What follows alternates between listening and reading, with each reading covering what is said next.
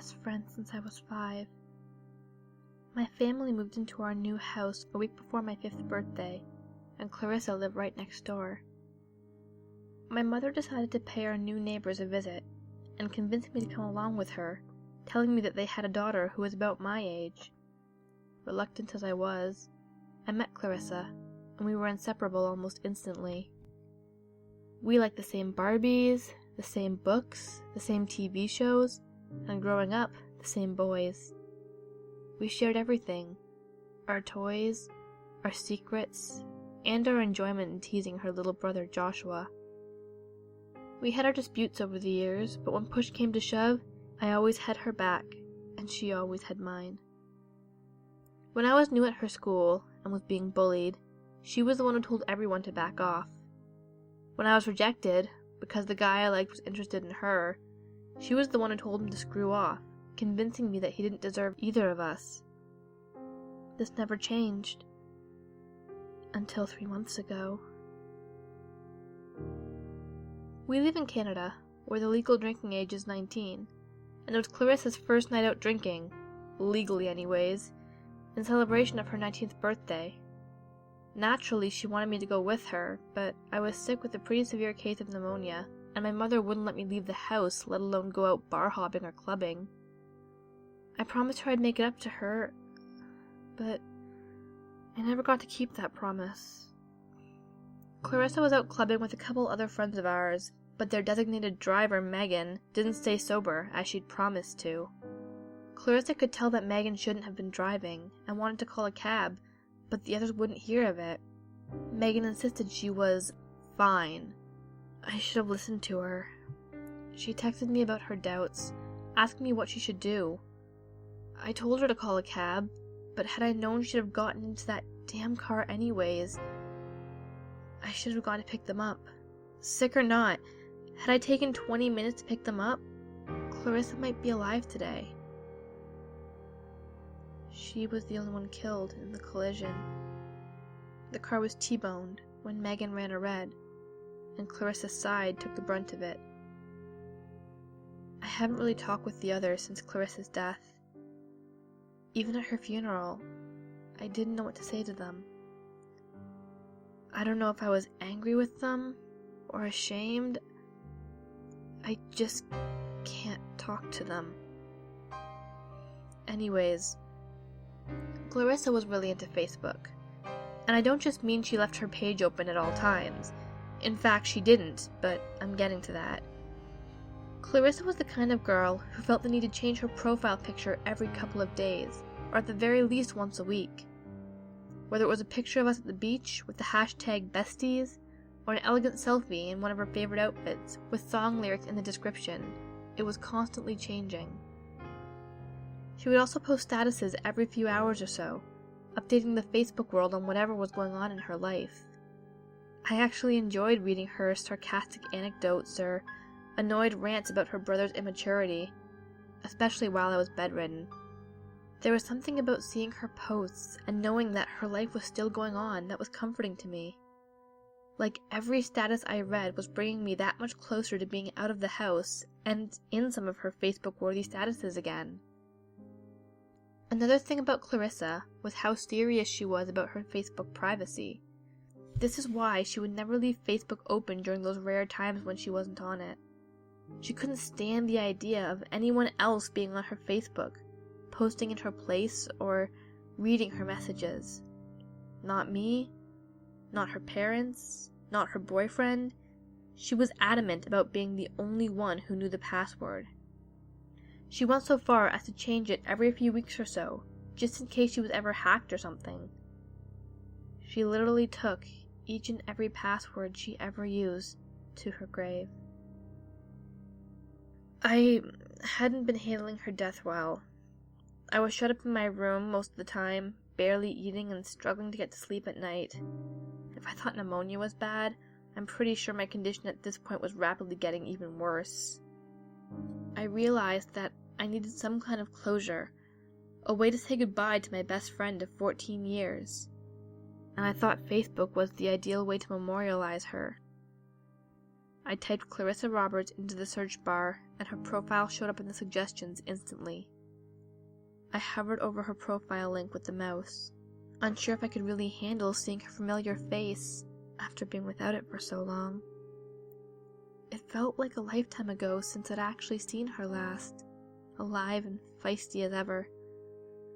I managed to click the link, and as her profile filled my page, I was hit with a wave of nostalgia, and that deep sorrow that I'd been inflicted with ever since she died came flooding back in, stronger than ever. I felt tears fill my eyes as I scanned her familiar face, smiling back at me.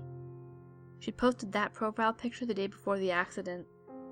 I laughed lightly through my tears, thinking that she must be turning over in her grave, having not changed her profile picture in 3 months. It would never change. This was, and would always be, Clarissa. What was left of her. Her barrage of statuses no longer filled the page, but other messages of condolences and sorrow, wishing her to rest in peace, took their place. There were 3 memorial pages for her, as many people loved her. I briefly considered leaving my message on one of these pages instead, but decided that I had to do it here and now, on the profile I visited so many times before. I clicked on the post option, and stared for a moment at the write something prompt in the text box, contemplating what I should say. I'd never been at a loss for what to say to my best friend until now, knowing that she'd never read it. I typed in the word hi, but quickly backspaced it, and repeated this with the words I and we. I closed my eyes for a moment, opened them, and began typing. Clarissa, you were my best friend. We've been through everything together, and I can't believe that you won't be with me for the rest of my life. Just as I typed that, Clarissa's chat box popped up.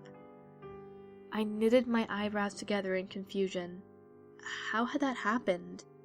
I didn't think I'd clicked on her name in the sidebar, even by accident. As I scanned my sidebar, her name didn't even appear there, as her account had been inactive for so long. I moved my cursor to the small X in the corner, when I paused, seeing the last message she left me the day of her accident. I gotta go now, hun.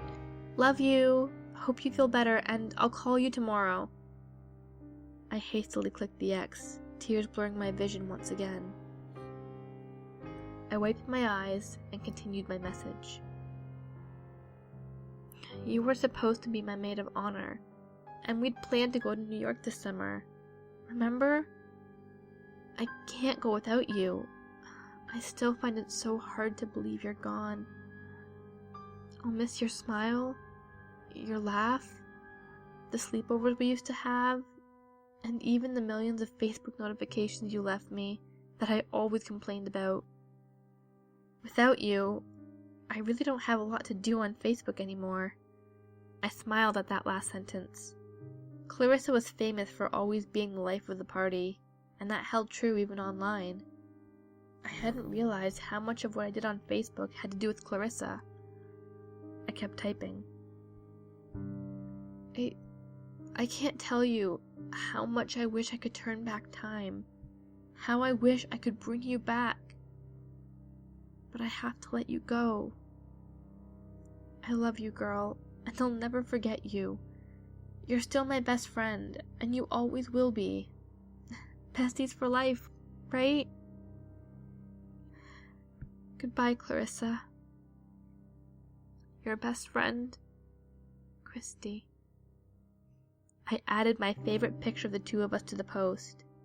It was from when we were both 7, arms around each other in a close embrace, as if we were sisters rather than best friends.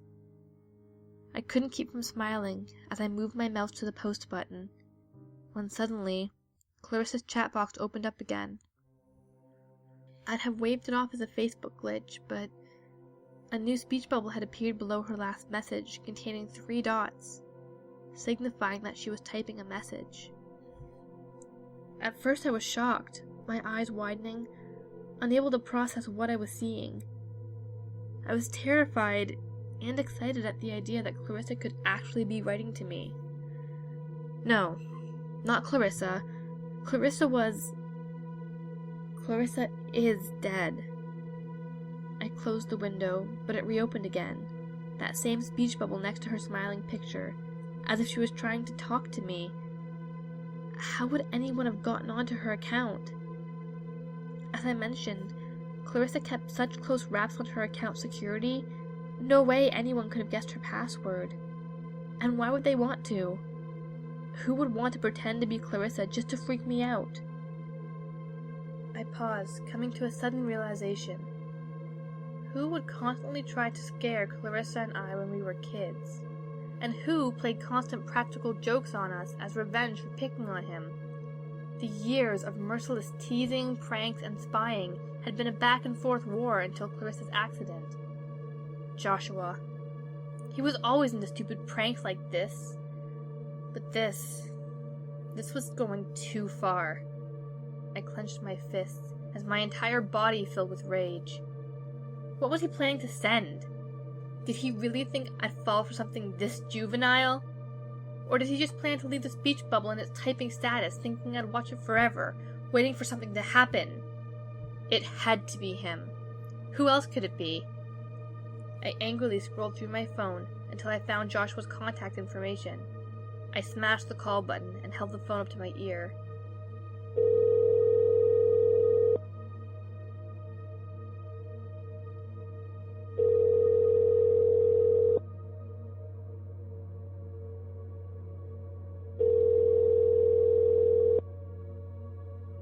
Hello? Joshua's voice answered, sounding completely confused to be hearing from me. What the hell is wrong with you? I screamed, lacking all my usual composure. He sounded caught off guard. What? That was all he had time to utter before I went off again. Do you think this is funny? Look, I don't know how you got into her account, but this is not funny. Christy, what the hell are you going on about? He asked, sounding irritated at my screaming. As if he had any right to be irritated with me. Don't play dumb. You know exactly what I'm talking about. Messaging me from Clarissa's Facebook account? I know she didn't give you her password. So what did you do, hack it? You really think I'd do something like that? He asked after a brief pause, sounding taken aback by my accusation. First of all, how on earth could I have hacked into her account? I can barely work a smartphone. Second of all, think about this for a second. You're accusing me of hacking into my dead sister's Facebook account just to mess with her best friend? What kind of horrible person do you take me for? Do you really think I'd do something that low? He asked, obviously hurt and frustrated by my outburst. Guilt flooded my entire body at hearing those words. I could usually tell when Joshua was lying, and this time, I felt like he was telling the truth. And besides that, I forgot that he was hurting since her death too. There's no way he would have used her for something as trivial as a prank. He loved Clarissa, despite their bickering, and he would never go that far for the sake of some joke. I realized that now, as the cloud of anger in my mind subsided and allowed more logical reasoning. Joshua stayed on the line as I pondered this, silently waiting for a response. I'm sorry, I choked out, still staring at the 3 dots next to Clarissa's picture in the chat box. I shouldn't have assumed it was you. Her chat box just popped up out of nowhere, and it says she's typing something, which is really freaking me out since no one can access her Facebook. Couldn't it be some kind of glitch? He asked softly, cutting me off. I thought so too, but this is the 3rd time it's opened by itself, I admitted, more freaked out than angry at this point. Well, it doesn't say she's online, right? He asked. No, I admitted skeptically. Then leave it. I'm sure Facebook will fix whatever's going on soon. It's just a weird coincidence that my sister's account is popping up. He reasoned, and I looked back at her chat box. The speech bubble with the 3 dots was gone, and only our last conversation remained again. I guess. Sorry to bother you, I finished. He said it was no problem and hung up the phone. I closed her chat box again. It was a glitch. Nothing more than a glitch. No need to overreact or freak out over nothing. There was no way anyone could or would want to get onto Clarissa's account, I assured myself silently. After composing myself, I looked back at the message I typed for Clarissa and the picture I'd added and clicked post. What happened next made my blood run cold. One notification. Facebook making its familiar ping noise, and the text at the bottom of the screen that defied all reason that I'd just sorted through. I refreshed the page thinking it must be a mistake, but there it was. The notification was no mistake. Underneath the message I'd just left were 4 words that I'd read time and time again, but now were the most terrifying words that I'd ever read on Facebook. Clarissa Roberts likes this.